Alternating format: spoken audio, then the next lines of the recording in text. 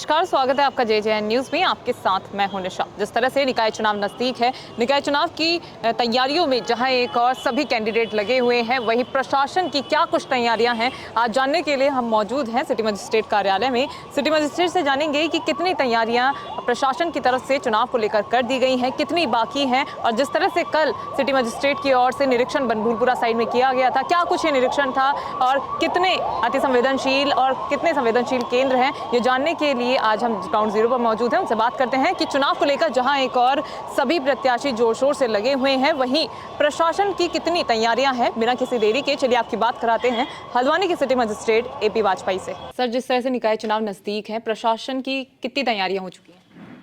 देखिए, नगर निकाय सामान्य निर्वाचन में नगर निगम हल्द्वानी क्षेत्रांतर्गत हमारे कुल 286 बूथ हैं। तो जो भी हमें चरणबद्ध रूप से निर्वाचन प्रक्रिया में काम करने होते हैं, वो हम लोग टाइमलाइन के हिसाब से कर रहे हैं।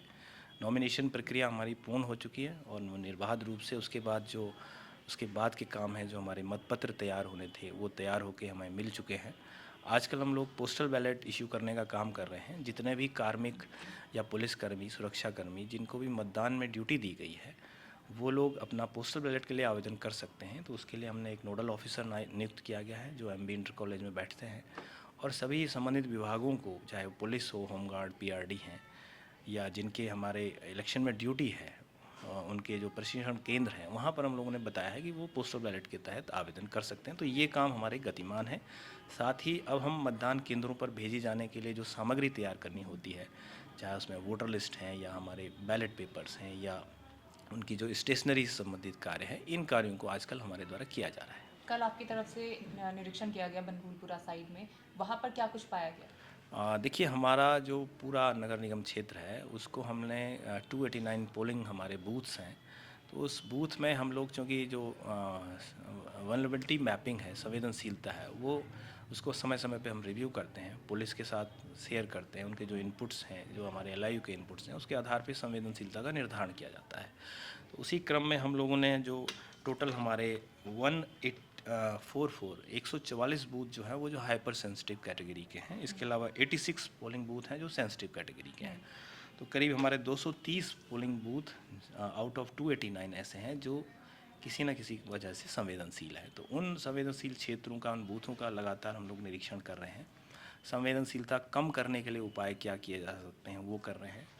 जितने भी संदिग्ध लोग हैं या जो चुनाव प्रक्रिया में बाधा पहुंचा सकते हैं, उनको पुलिस के माध्यम से चिन्हित करने के लिए निर्देश किए गए हैं, ताकि उनके विरुद्ध जो भारतीय नागरिक सुरक्षा संहिता है या अन्य प्रिवेंटिव एक्शन है, उसके तहत कार्रवाई की जा सके। वो काम पुलिस के द्वारा किया जा रहा है। क्षेत्र भ्रमण के दौरान ये भी देख रहे हैं कि जितने भी वाहन प्रचार में लगे हैं, उनको विधिवत अनुमति है या नहीं है। जो निर्वाचन कार्यालय संचालित किए जा रहे हैं कंटेस्टिंग कैंडिडेट्स के द्वारा है, उनकी अनुमति उनके पास है नहीं है। जो हमारा पोलिंग सेंटर है, उसमें जो मूलभूत आवश्यकता है, उनको भी हम लोग परख रहे हैं। सर, अगर मतदान केंद्रों की बात की जाए तो हल्द्वानी शहर में कितने मतदान केंद्र हैं? टोटल अभी पिछली बार से हम लोगों ने रिव्यू करने के बाद कुछ जो प्राइवेट स्कूल्स हैं, जहाँ पर बेहतर सुविधाएं हैं, उनको भी हमने सम्मिलित किया है। तो अभी बढ़कर जो हमारे टोटल 96 जो है पोलिंग सेंटर्स हैं, और उन्हीं में हमारे टोटल 289 पोलिंग बूथ इस्टेब्लिश्ड है। सर, अगर मैं सेक्टर और जोन की बात करूं, वो कितने हैं और कानून व्यवस्था को सुदृढ़ बनाने के लिए क्या कार्रवाई आप लोगों की ओर से की जा रही है? हमारे पूरे नगर क्षेत्र में टोटल 60 वार्ड्स हैं। तो उसमें पिछली बार जब इलेक्शन हुआ था, तो टोटल 20 सेक्टर में उसे बांटा गया था। इस बार हमने उसको 31 सेक्टर्स में डिवाइड किया है। इसके अलावा जो जोन है, वो 5 थे, जो बढ़कर 6 हो गए हैं।